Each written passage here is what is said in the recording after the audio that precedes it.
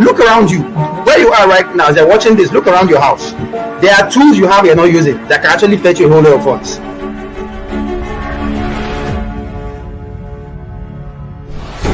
Forget about what people are saying. Don't listen to what people are saying. What people say about you or think about you is none of your business.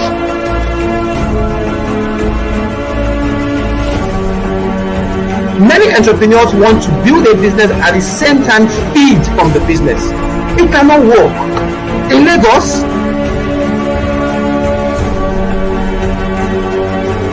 but you just get to do something. Stop waiting for the manna to fall from heaven.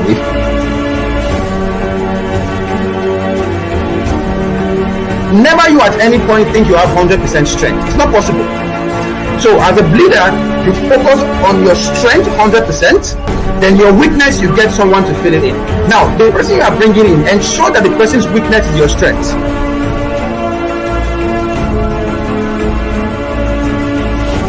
You have to come with something to the table. So what are you coming with as a woman? What are you bringing? Is it your intellect? Is it your beauty? We all know that beauty doesn't help anybody. If not, I'll be where Dangote is today.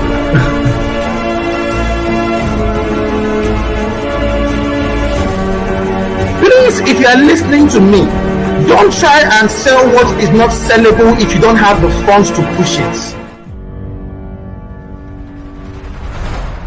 Thank you for connecting with Simeon Ononobi today. Live sessions hold every Tuesday and Friday at 5 p.m. Please turn on post notifications for live updates.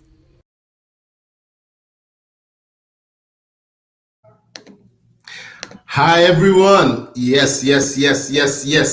This is another day I actually I wait for, because I get lots of emails, people encouraging me and telling me that they are enjoying this, they are getting a lot from this. This is about episode 28, and we've been able to interview and talk and chat with several kinds of people. We've spoken to investors, we've spoken to staff, we've spoken to people doing exceptional things as entrepreneurs, and we're just starting. We're just scratching the surface. We're still going to go deeper, because the idea is that we need to show that we have Africans that are doing exceptional things. And we started from Nigeria, and very soon we're going to have other Africans showing their hustle, showing what it means to actually get to that level what they call success. Success is not just meaning I have Jeff Bezos kind of money, or I have Zuckerberg's kind of money, but success is having a dream and actually walking through that dream till you get to that destination. And today I have one fabulous guy, like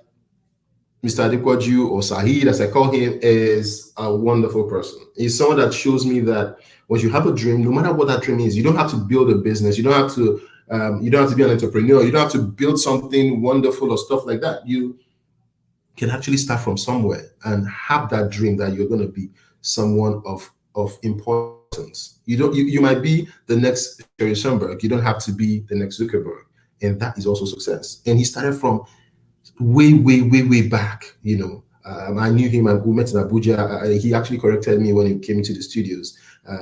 We met in Abuja, and I knew him from nowhere. Then the next thing, he is a force to be reckoned with in a corporation as big as Intel. Yes, he is currently in San Francisco in the Valley area working with Intel, and he's doing some exceptional things. He's I used to know Intel as that thing that was when you buy a computer you see Intel inside. I used to see you have dreams. You think that there's one supernatural being that created this thing that works at this location, but Saheed is one of them. So today he's going to be sharing his story. He's going to be sharing a lot about his journey. And I hope you learn a lot from him today. He is someone you need to listen to. I'm going to be keeping this video for at least a year, and so you can go back and watch this video next time you have time and learn from Saheed Adepoju. So I'm going to bring him into the studios today. Saheed Adepoju, you are welcome to connect with Simeon. Thank you very much, Simeon. It's I knew my time will be up one day, and when you sent me a message, I said, okay, yeah. So it's good to be here. Yeah, I mean, I was keeping you for the time when people will start asking me, wait, there's some Nigerians that are actually working. Actually, somebody actually came out and asked this question and said, the Nigerians that are working out there, like the Nigerians that are doing some exceptional things, why don't I bring them? Why don't I showcase them? Why don't I, And I'm like, don't worry, I have some off my sleeves, and some people are going to definitely give them. I'm guessing I'm your first guinea pig then. That's fine.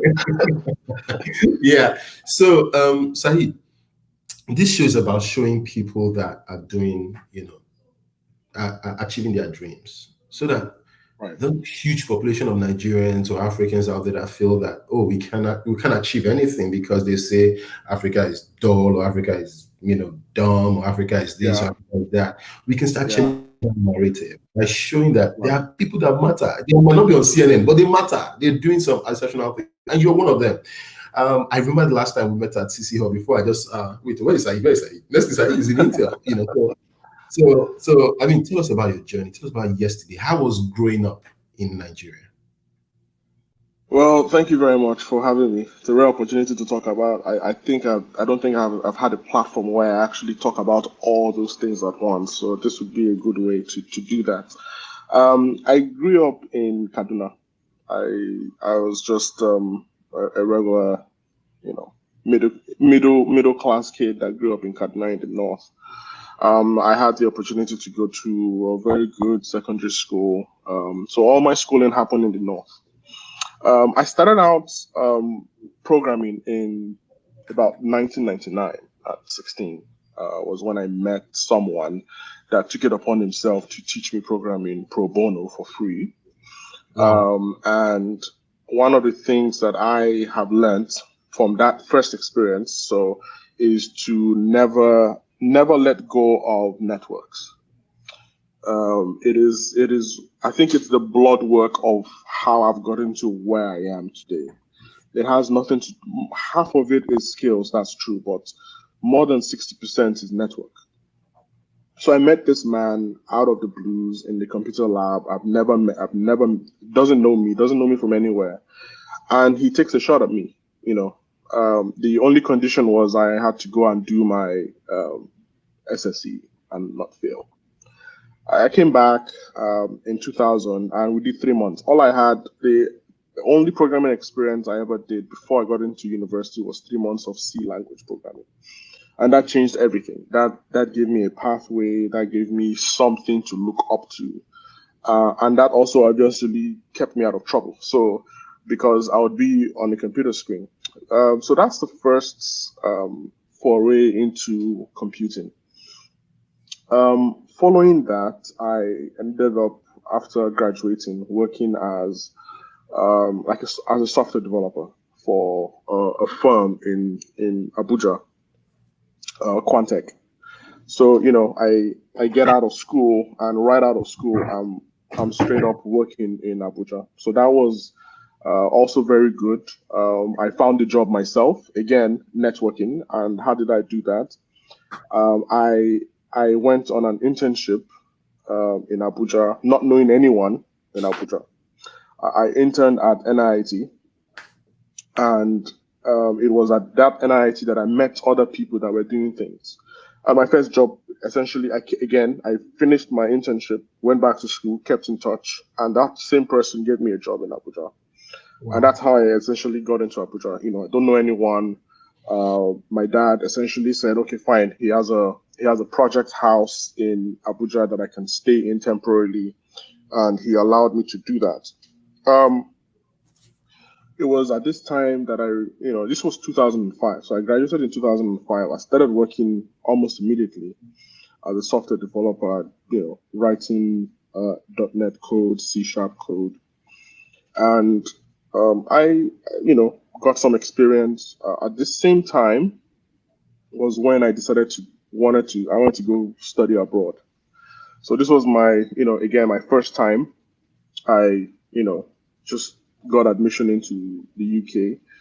And off. I was off in 2006. So graduated in 2005, worked for 9 months, and 2006 I was now in the UK. In the UK, I did a master's in advanced computing.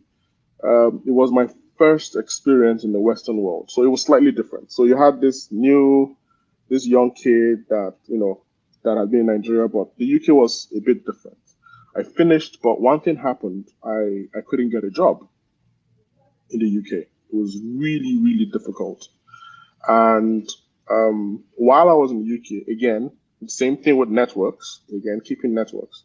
I kept in touch with my former boss, who was in Nigeria, who wanted to come and do a master's in the UK. He ended up coming to do a master's in the UK, and he stayed at my place. And when I left the UK in 2009, I went back to Nigeria because I couldn't get a job. And I didn't want, because I was young, I didn't want to make any errors immigration-wise. I was naive, I was young, and I didn't just want to say, you know what, I'm going to stay here even if I can't get a job. So what did I do? I went back to Nigeria immediately. On getting back to Nigeria, I went back to the same Quantech again. He paid for my flight ticket to come back. And I stayed there, went back to a higher role. I think this was 2009. Went back to a higher role, and it was okay, but it felt like, okay, so what am I going to do? I'm back now. What is that next step for me? What am I going to try and do next? I'm back. Okay, so what? As this led to me doing, so I left Quantech, I moved over to Chams, worked in Chams for a while, but it wasn't fulfilling. I felt there was just something more I could do. That's when I got into the whole startup gig. I did 2 startups. I ran this for 5 years. But at the same time, for me, the startup was a bridge to something else. It wasn't the end in itself. I enjoyed it tremendously, but towards 2013, I realized that I might be hitting a limit, like a ceiling, and I decided to, okay, so what do I have to do now? In this period, I had gotten a US visa. I'd had it for like about 2 years. I didn't need to travel. I didn't want to travel. Until I realized that I needed to use the visa, else I'm going to lose, access to, access to it. So what I eventually did was I decided, okay, you know what? I'm going to buy a ticket. I have a friend in New Jersey. I'm going to call him up and say, hey, can I stay with you for 2 weeks? I'm just going to come in for 2 weeks to, see the US, talk to you and everything. So I came in. He picked me up from the airport. He lives in New Jersey. I landed in JFK. So he picked me up. And so this was my first time in the US. Never been to the US. The only Western exposure I had was the UK. And he picked me up, and there was just something different about the US. First and foremost, it was larger. It's unlike the UK where everything is very small. It was larger. So the original mindset I had about the US was, everything was small. Everything was just the same thing like the UK. I had a very terrible experience in the UK. I couldn't get a job. This is not going to be different. But he picked me up, and he drove me down, to his apartment, and I was like, wow, okay, it looks different. It's not the same like the UK. I'd been to Dubai, so I knew there was a difference. We got to his house and we started talking, very nice apartment, studio apartment, just him, he's not married.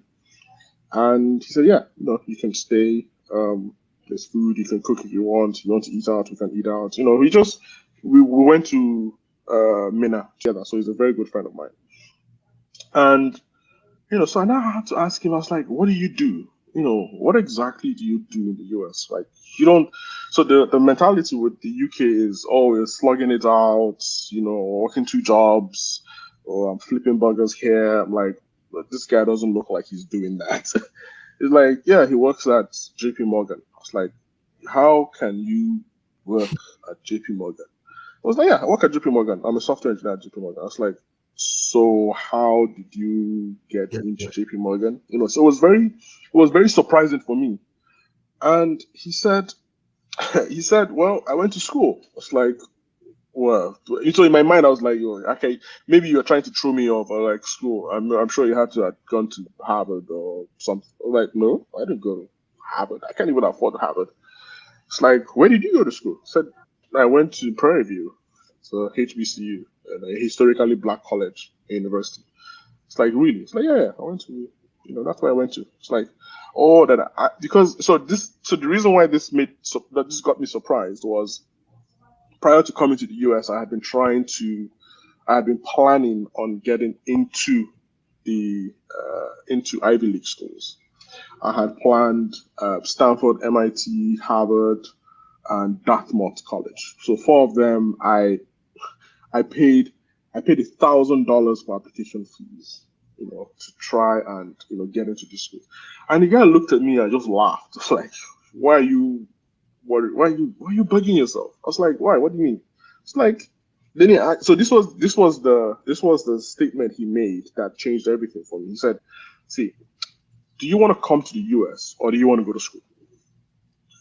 Pick one. If you want to go to school, you can go to your Ivy Leagues. That's fine. But if you want to come to the US, there's a pathway. And he scolded me and said, see, you don't have to go to an Ivy League. There's not everyone goes to an Ivy League in America.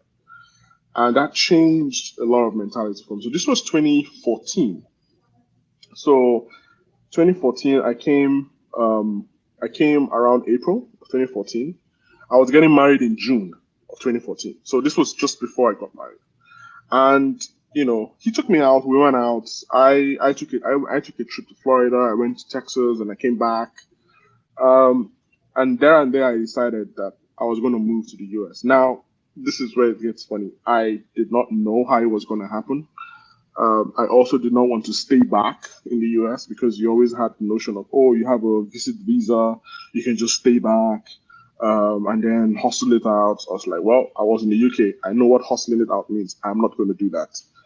It won't pay me. So I went back to Nigeria. I got married and I told my wife, I was like, we're going to move in a year. And she actually thought I was kidding. She was like, nah, you're joking. Like, okay. So I went back to the drawing board, and then I started saying, what are the steps that I need? And before that time, for me, it wasn't, I had a timeline, but there needed to be an urgency towards that timeline. So there needed to be something that would push you. For me, it was the international economic market forces that did it for me. So my thinking was, hey, the US had announced that no one was going to buy Nigeria's oil anymore. But this was before the 2015. This was before the 2015 elections. I believe it was 2015.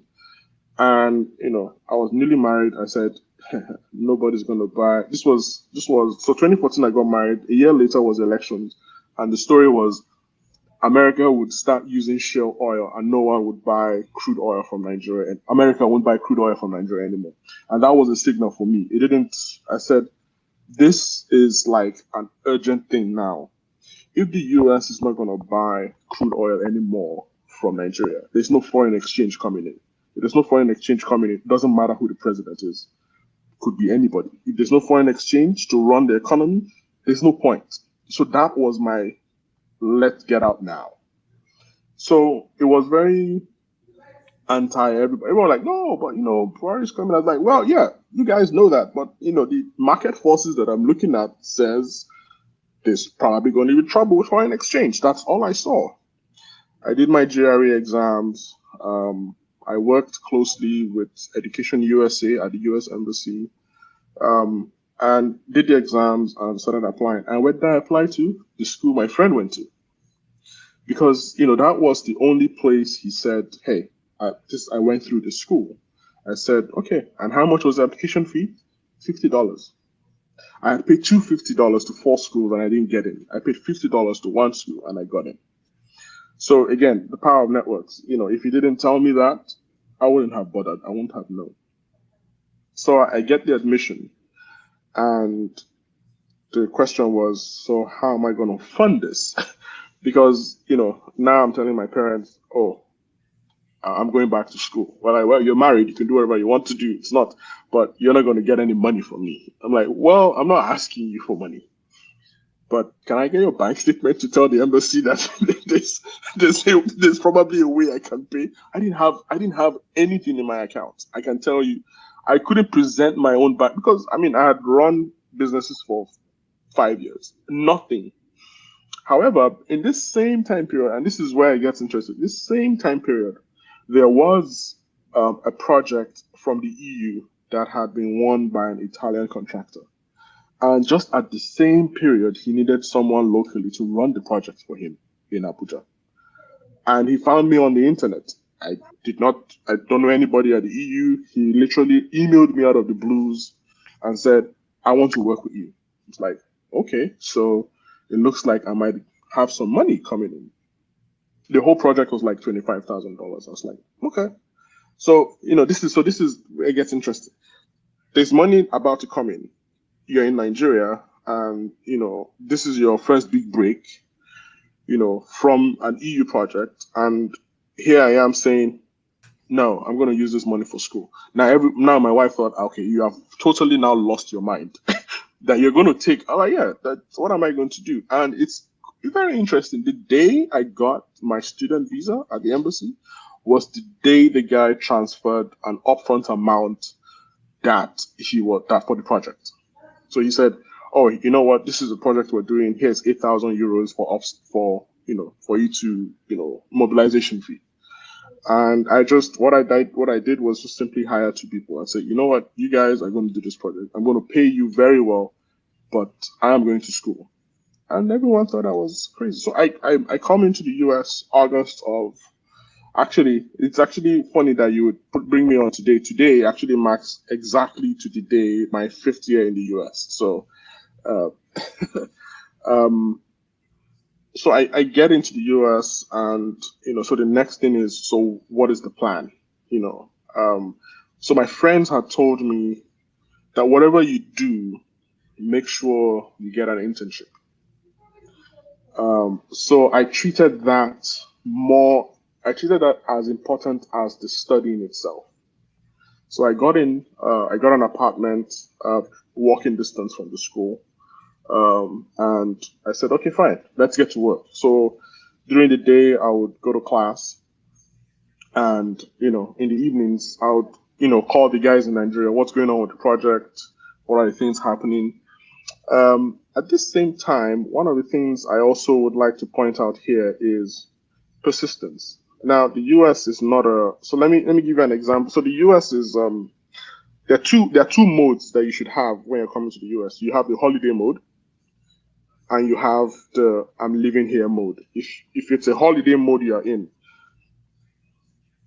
I don't know what to say, but if you are in I need to not survive, I need to excel here mode, you need to take everything every day very seriously. I'll tell you what I'm trying to say. Before I came to the US, I knew I needed to find a way to offset my bills and offset my expenses. And there was a particular professor I wanted to work with. I would call the guy from Nigeria and leave voicemails for this guy.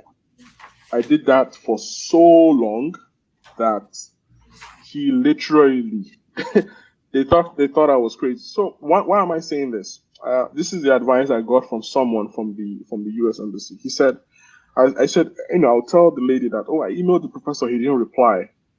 And then she would ask again. It was like, so I don't know what to do. She looked at me and said, you do know that there are other students that are looking for that same opportunity. And you are sending one email and you think that they're going to listen to you. He said, there are Chinese students that would call that professor till he's blue in the face and give them the offer. They don't relent. They don't back down. What did I do? I amped it up. I called every day. I left voicemails every day. When I got to the school and I went to the diary coordinator and the guy realized that, you are the guy that has been calling. Go and meet the professor. He's waiting for you. He's waiting for you with a letter. Just Just go and meet him. So because they knew how much I pestered them. So immediately I got to school, within a month, I had an offer letter as a research assistant. I got my social security and I was in the system. That helped me reduce my fees by half. So I was now no longer going to pay. So the school fees then were to pay 7,000 every semester. 7,000 now became 3,500. So I've saved myself 3,500. I had some money with me. I had $8,000, $9,000. I gave them $2,000. You don't have to pay everything at once. I gave them $2,000 and I had a salary. So I said, okay, fine. At least I can save money. And now I have money to pay my rent and to feed. And all I needed to do was walk back and forth. So that was a landing process for me. So that's important. Persistence and keeping networks. Now, once you get into the system, the next thing will be, okay, so how do I get an internship? What is you're not the only student. You're not the only international student. There are lots of students that are waiting. So the first thing I did was I registered as under the National Association of, I think it's NSB. NSB is National Society of Black Engineers. And they have a conference every year. So what did I do? I got in, registered, and paid for the conference. The conference held in Boston, March, I think, of 2016. So I came in 2015. The conference was the following year. So what do I have to do? Time to get to work. The first thing I did was I got someone to rewrite my entire resume. It's like, how much is it? It was like $200. I was like, see, here's $200. Go and rewrite a resume that even I want to hire myself. And essentially what happened, I got a resume going, and that was it. It helped me to get a lot of interest from companies. By the time I went to the conference, I had 7 interviews lined up at Intel. So I walked up to the Intel booth. I did 7 back-to-back interviews with different managers. And before I left, I had an offer in my hand. I said, see, just, go and finish your semester and then come back. And they asked me, where do I want to go? Do I want to go to this place? It didn't matter to me. And they gave me like, hey, you can come over to California. You come over to the Valley. I'm like, okay. They paid for my relocation. So they gave me money to relocate. And essentially that was like, okay. I got in as an intern, and I worked with the performance. I was a performance intern, performance software engineer intern. I'll tell you what that means in a moment. And again, the same zero came up: networking. What do you do? I walked. The guy that hired me. I speak to him and say, well, I want to come back. And he looked at me and, so my friend told me that the moment you get in there, whatever you do, get an offer before you leave. And I tell the guy that, so what does it take to come back? They'll tell you, oh, there's a hiring freeze, there's this. I was like, hey, what do I need to do to come back here? And he said, we'll just keep an open line. And what did I do? So I finished my internship. I moved back to Texas. And I essentially just called him every month. Hey, I intentionally made sure I think I met his wife then. That's my managers, So I took it beyond the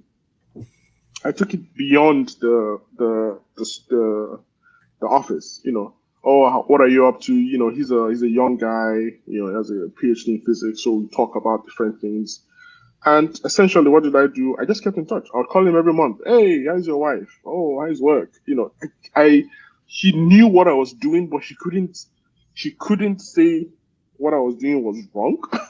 But I just made sure that I kept in touch. And out of the blues one day, he just goes, hey, you know what? A rec has opened up. Just send a resume. HR will call you with a package and, whatever. I'm like, okay. So this is towards the end of so this was about December 2016. So I had come back. So I did 3 months in California. I went back. December 2016, he was calling me and saying, okay, HR will get back to me. At the same time, I interviewed with Walmart. I got an offer with Walmart as an engineer as well. And so I had two competing offers, and I had to tell him that, hey, I have an offer with Walmart. I've not heard back from HR. He calls HR, HR calls me, gives me a package, and I said, yeah, I'll take it, And so while I was still about to finish my program, I had an offer just lying down there. So there was no pressure to say, oh, I'm losing time. So I already had something. I graduated May of 2017. So I got the offer around December of 2016. And they essentially held it till I graduated. And then when I graduated, I finished my graduation in May, and June 5th of 2017, I resumed full-time at Intel and went back to the same guy, same manager. And he was like, yeah, welcome back. So this is what I'm going to be doing now. So essentially what I do at Intel is I'm in the Power Performance Competitive Group. They've changed the name so many times, so I'm sure they were supposed to actually find out what the new name of the group is today. So I don't know what the name is, but essentially it's the same thing we're going to be doing. What we do is we run benchmarks. So a benchmark essentially is just a bunch of programs to be able to tell you how good your computer is doing in a particular line. So a benchmark could be, an example would be Cinebench, for example. Cinebench would run, if you have more cores, more CPUs, it runs better. That's an example. So essentially what that means is that it's core bound, meaning it increases with cores. You have some of them that increase with memory. The more memory, the better. So essentially my work is to, initially when I started out, was to get all these benchmarks and analyze them, use machine learning to see what are the things that we can learn from this benchmark and things like that. So it's graduated more. So right now what I do is I have a bunch of, right now particularly, I work with gaming benchmarks. So what we do is that when we get all these benchmarks running, we essentially try to make decisions to say, hey, this is what the current Intel benchmark looks like. The Intel data looks like. This is what the competition looks like. This is where the competition might be going. And then we tell the CPU architect, hey, you might want to add more cores because this particular workload that is very important to the customer that won't do well with the competition. So we just try to estimate where the competition is going and in order to anticipate. And so right now I'm doing that for games. So I have about 30 gaming titles that I overlook, and to feed that thing back to the management to say, hey, this is where we should be looking at and things like that. Wow. So that's like a mini summary. I don't know if that made sense to you. I was enjoying it too. I never, normally I would have interjected my guest, but I was just enjoying the whole journey. And you brought out a lot of things out of the journey. And I took notes while you were talking about it, because a lot of people listen and watch this afterwards. And the idea is to actually make them understand that there is work to be done. You didn't just wake up and, but there are steps to this work that is being done, and you can actually learn so that you can cut that time. You can learn from other people that have done it. So you never, ever let go of your network. You never let go of people you knew and all that. And you were deliberate about achieving results. Yes. And you're very persistent. And these are things that,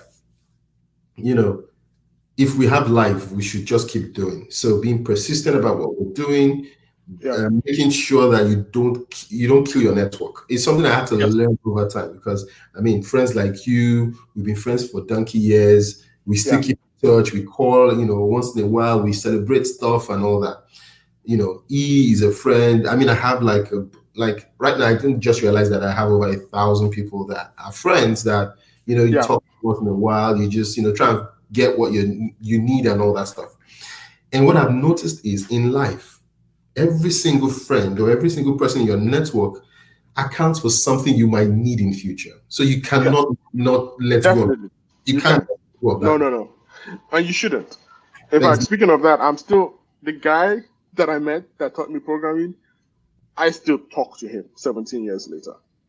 He has kids. He has his own kids that we all talk together. So you don't let go unless the person wants to let go of you, anyways. But you typically keep the network and keep it going. It helps you. You are the one that would benefit eventually. Definitely from the network. Definitely. I mean, you also brought up some things like main effort. A viewer from YouTube said, very exciting. I love the differentiation between vacation mode and serious futuristic mode. So it has been different paths to to a vision, to a dream. I mean, it could be this way, it could be that way, it could be you do it this way and all that. But one consistent thing that I've seen is that you have to sit down, write down things, and actually create a path for yourself. It could be part A, part B, part C, part D, but you create a path for yourself. You needed to be somewhere. You needed to get something out of what you're doing. You had a startup that wasn't really doing well, and you knew, wait, I need to get this done. Yeah, exactly.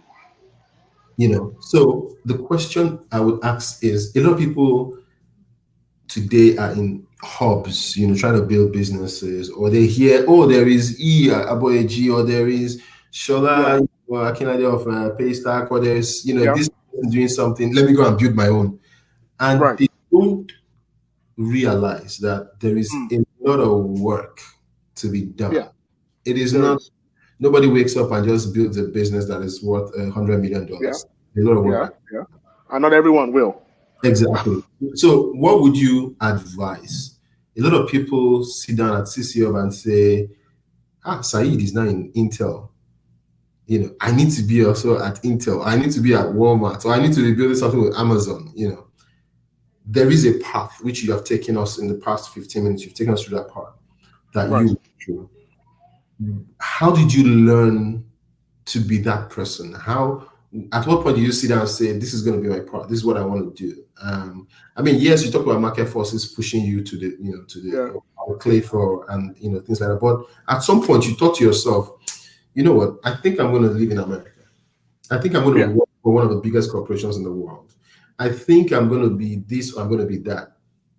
Where does that translate from being a thought to actually doing something? How do you move? How do you eliminate the fear of failure? Okay, so the first thing is regarding the business, I had to realize, okay, so I need to put a halt to this. So I had to get to that. I had to get to that point. Now, a lot of people do not know this. I probably will say this about the business. For me, and Cypher the business I ran wasn't to make money. A lot of people assume so. Yeah. So you usually, at the corner of your mind, it would be foolish for me to assume I didn't want to make money. But for me, it was to prove to myself that I could still get some stuff done. And I felt that I had been able to get stuff done. I've been able to start something. I've been able to nurture something, and I'd be able to create some value out of what I did. So I felt that I had gotten enough value out of what I was doing. So I knew that, okay, I need to put a halt to this. And the plan was not to, so to me, it wasn't a failure. Sorry, my daughter is awake, so she's gonna be. Can you give me 1 minute? Okay, fine. She wants to watch TV. So for me, it was okay. So this is probably the end of it. But so the question was, but what did you get out of it? So I was able to say, okay, fine. How do I translate everything I have learned in the last 5 years running a business? How do I make it work for me now? Okay, I did not make the $1 million. I did not raise the institutional finance. However, I was able, in one way or the other, to meet people. I was able to get some media output from it. I was able to get some substantial amount of something so the question would be, how do I then continue to extract value from this? So one of the things I did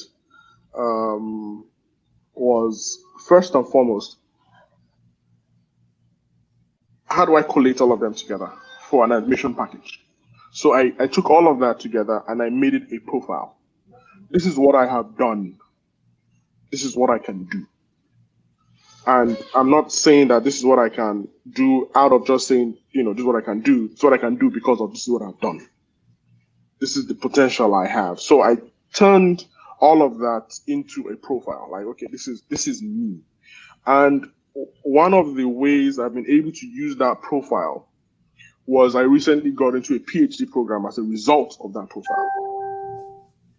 So I did not waste the profile by saying, oh, this is gone. It's not. No. So when I was applying for PhD, when they asked for research experience, which I did not have, I didn't have any papers, I didn't have any publications, I had a profile. This is it. And I told them, hey, in my mind, I was like, this is me. It's not, I don't have a profile. And that was it. That was what got, and this is where it gets interesting. That was what, can you give me 1 second? Yeah, we have a special side guest joining us on the program today. That's Saheed's daughter. Just give me 1 second. So yeah, before we get Saheed back, I want to actually talk about what he was talking about, which was profile. There's something a lot of us don't understand, and it's that we build breadcrumbs. We drop breadcrumbs as we grow in life, and those breadcrumbs actually could become something in future. And this is from experience. I just had an interview, and the first question they asked me was, hey, where's your CV? And I'm like, I don't really have a CV. I just run a company. And they were like, no. Show us a CV. Do you know that a company that decided to work on a profile for me got 435 pages of my life, starting from 2013. And I'm like shocked. Things that I've done, competitions I've won and all that. And I became a shining star in the Valley. Everybody wanted me to get, even the US government wanted to talk to me. So profile is very, very, very key. As you learn, or even if you fail at doing things, just build a profile, learn something from what you're doing and get to that next level. Saheed, thanks to have you back. So go ahead. Yeah, so I was able to use that to get into a PhD program. So did I waste all that 5 years? No, I didn't. I translated it. That's what I call it. I translated that experience to something else. And one of the things that has been able to don't wash that under the carpet. It is very critical that people understand this. Yeah. He got into it. Like, you guys don't understand how hard that is, but to get a PhD program without having written something or done something or won something or be something is difficult, because you're competing against other big people for that same space. Yeah. But he's running a business 5 years within, Yaba, whatever, and learning a lot of things, created a profile of this human being that, this is what he achieved. This is what he could do. This is what he has done. And this is what he could do. So, and that's a huge profile. So today, start building a profile of yourself. Whether you're feeling, whether you're whatever is happening to you, there's something you're learning, there's something you're becoming, there's something who you are would get you to that next level. So start building your profile. Do not take it for granted. Build a profile for yourself today. Please go ahead. So right now, what is going on is, I got into Intel, and the question would be, what is the next thing? So it's not always okay. So there are people in Intel that have been there for 25 years. I can sit down at Intel for 25 years. I could also run a business if I wanted to at the same time. However, the PhD program was a natural path for me because it offered me a way to expand my skill sets. It offered me a way to understand what I needed to do, where the industry was going. not just, where is the industry going? How do I get to the next step? She's so one of the things I did as a result was to try as much as possible to figure out the next frontier. And my advisor is that next frontier. So one of the things you need to start doing in the US is to make sure that you consistently move. Now, two of them are awake. So one of the things you need to figure out is to make sure that you consistently move. So that's one of the things that you should always do in the US. What is the next phase?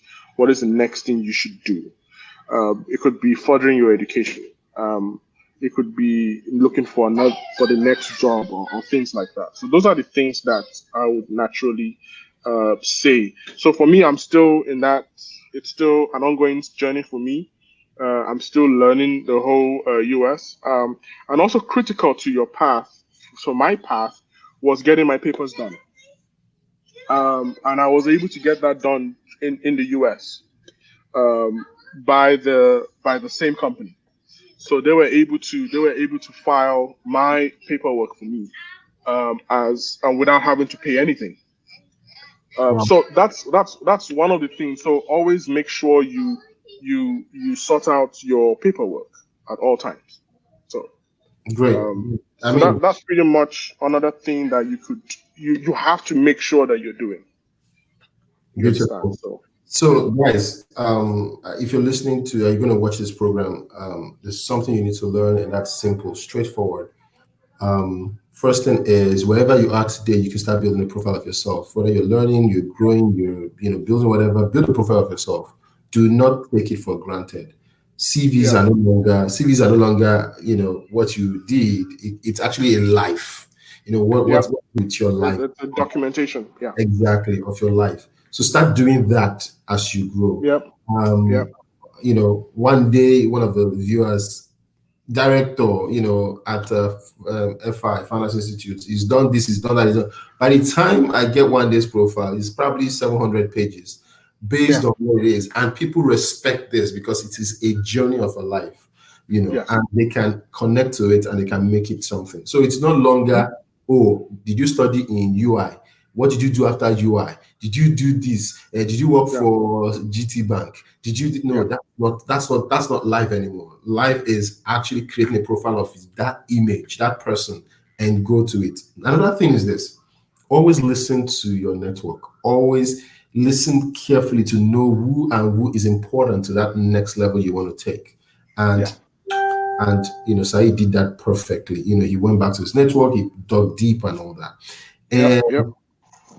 And the truth of the matter is this: I always say this, take your time and go after those people that are very important. Don't waste your time going after people that are, just take your time and run after those people, even if you have to intend with them, even if you have to just yes sir with them, even I can imagine calling 100 times in a month just to get admission into a university or getting a job offer, or even just getting people to listen to me.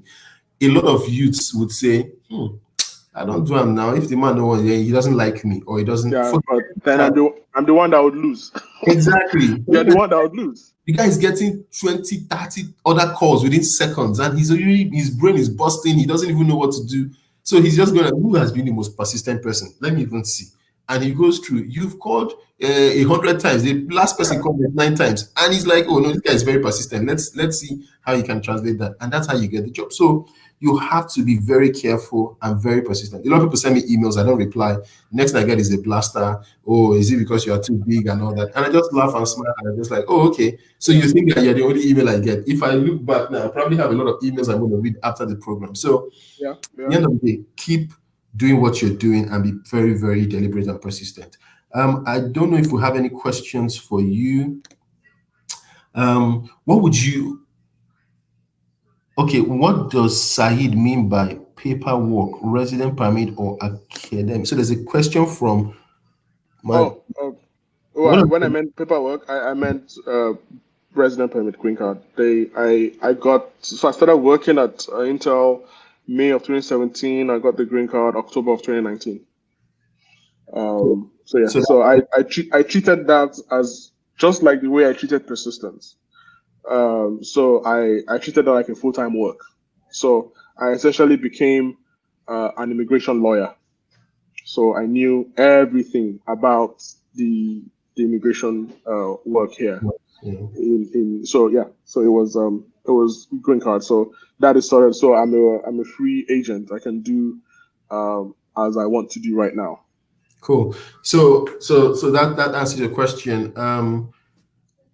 So the truth of the matter is this: there's opportunity in America, and a lot of people feel that it's very difficult to work for multinationals, which you've just broken down myth. It's not true. It's not true, and it's not a particular school, and if you must know the salary that an MIT person would earn, a Harvard person would earn, is the same if you went to another one of those schools at the at the back of at the back of the it's the same. I can at best the negotiation from that person, if you're at the same grade level, would be maybe, oh, can I get stock options or can I get more money to pay off student loans or something? I graduated without loans, so for me it didn't matter.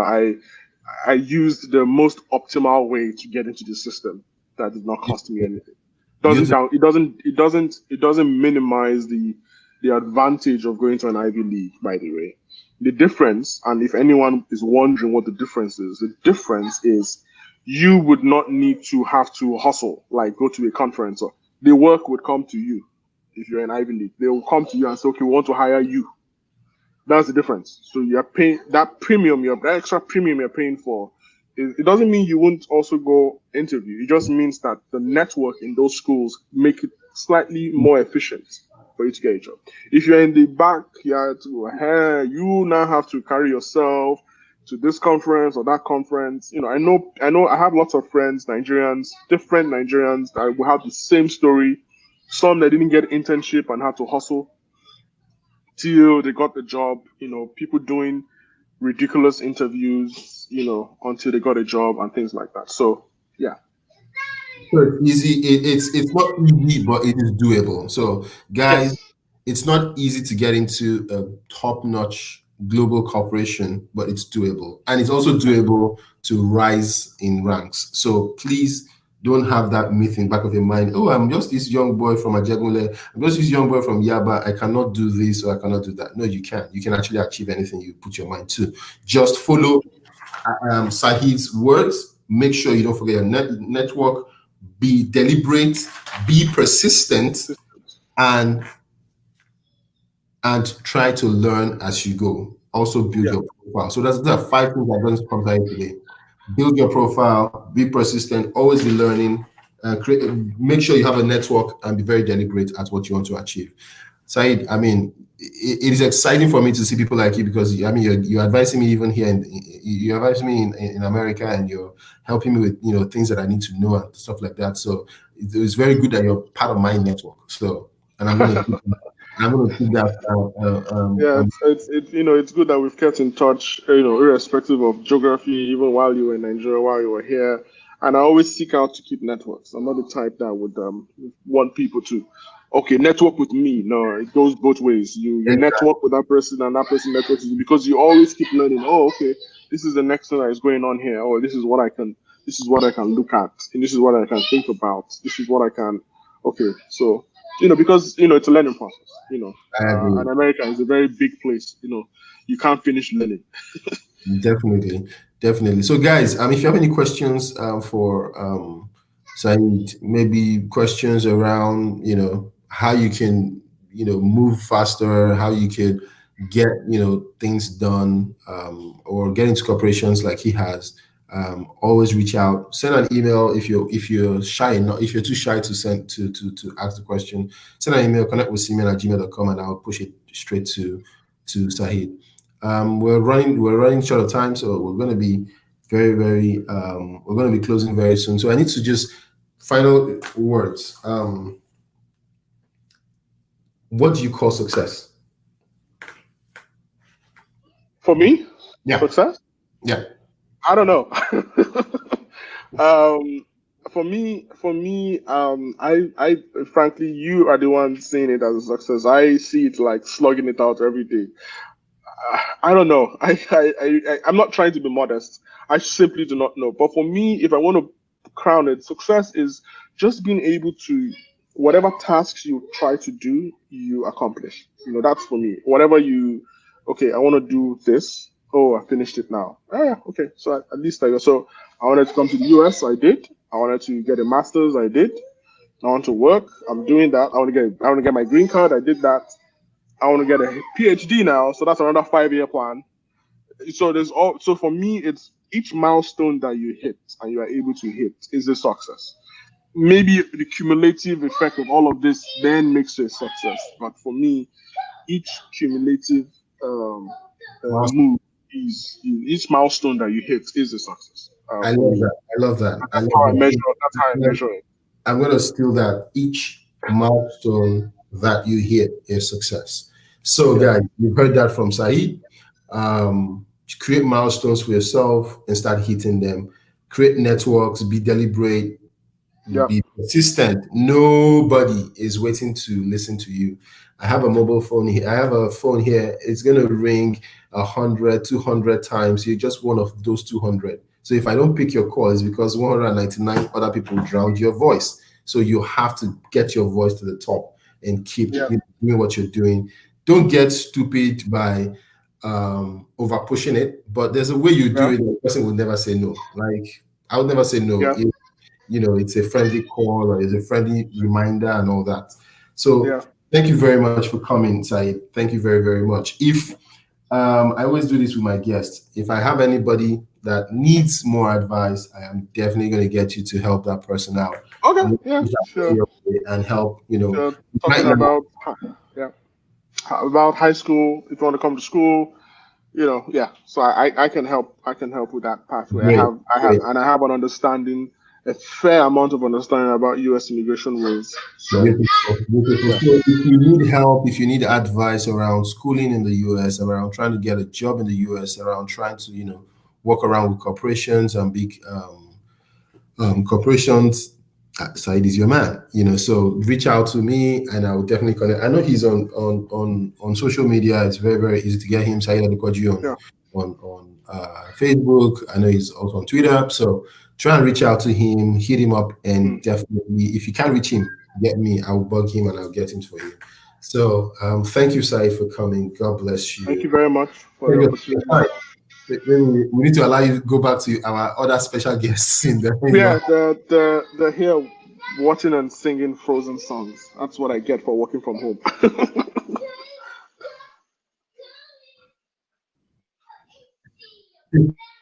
Thank you very much for coming. Thank you.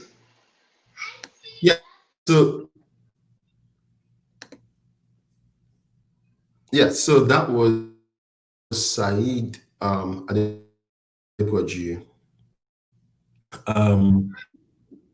Really, really respectful to have known and to still know he is someone that you need to keep thinking about how to utilize his expertise. So if you're out there and you want to expand your horizon, you want to hit the US, or you want to school in the US and have all that, I am happy to always help connect you guys so that you guys can actually talk. Not forgetting, if you are a merchant out there and you want to make money, or you want to get expand your business, go to thankyoucash.com right now. Go to business and register. Someone's going to reach out to you on how to help you grow your business within Nigeria. Also, if you're a customer and you want to save on every single spend, every single spend. So where you cut your hair, or where you buy clothes, or you eat, or you go grocery shopping, just go to the Thank You Cash app and you will earn money. Someone asked me the other day, how does this thing really work? It's simple. If I want to buy in a store, it's very, very simple. I just get on the app, download the app, I buy points, and I go into the store, use my phone number at the checkout, and bam, I get cash back. So for instance, if I was going to buy something worth 2,000 naira, I buy 2,000 naira worth of points, go to the store, put my phone number, bam, I get maybe 10%, there's a 200 naira back or things like that. So it will help you save money on every single spend. So you're buying shawarma, you're buying food, you're buying every different thing that you're buying. Just get the Thank You Cash app now. It's on iOS store and on Android store. Thank You Cash. It's ThankUCash. I was talking about, how life has been post-COVID, pre-COVID, and what the future looks like. So do make it a time with us next week. God bless you. Thank you for joining us today. I'm going to be cutting this episode into tiny bits that you can enjoy. I'm going to post on my Instagram page and also on my Facebook page. My Instagram page remains Simeon Ononobi. My Facebook is at Simeon Ononobi. Only my Twitter has one in front of them at Simeon Ononobi 1. I had issues with Twitter, but I had to create a new account. So you could always reach me at Simeon Ononobi 1 on Twitter. But all my other social media handles are at Simeon Ononobi. Just one word, that's Simeon Ononobi. And you can always reach me. If you have any questions, if you have anything you want, anybody you want to meet that has been on my show, I'm happy to always connect you. God bless you for watching. God bless you for listening. Thank you. And until next week, this is me saying Tao.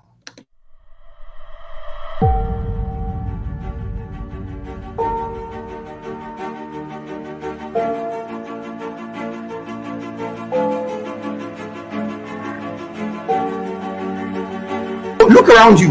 Where you are right now, as you're watching this, look around your house. There are tools you have you're not using that can actually fetch you a whole lot of funds.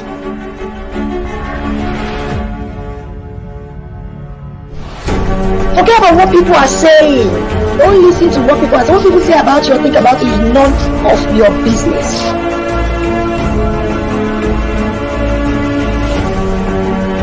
Many entrepreneurs want to build a business at the same time feed from the business. It cannot work. In Lagos,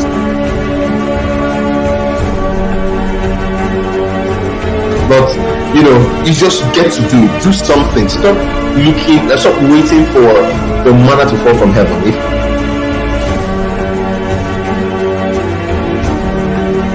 never you at any point think you have 100% strength. It's not possible. So as a leader, you focus on your strength 100%, then your weakness, you get someone to fill it in. Now, the person you are bringing in, ensure that the person's weakness is your strength.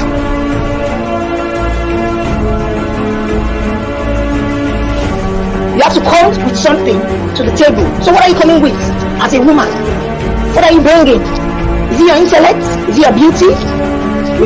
We all know that beauty doesn't help anybody. If not, I'll be where Dangote is today.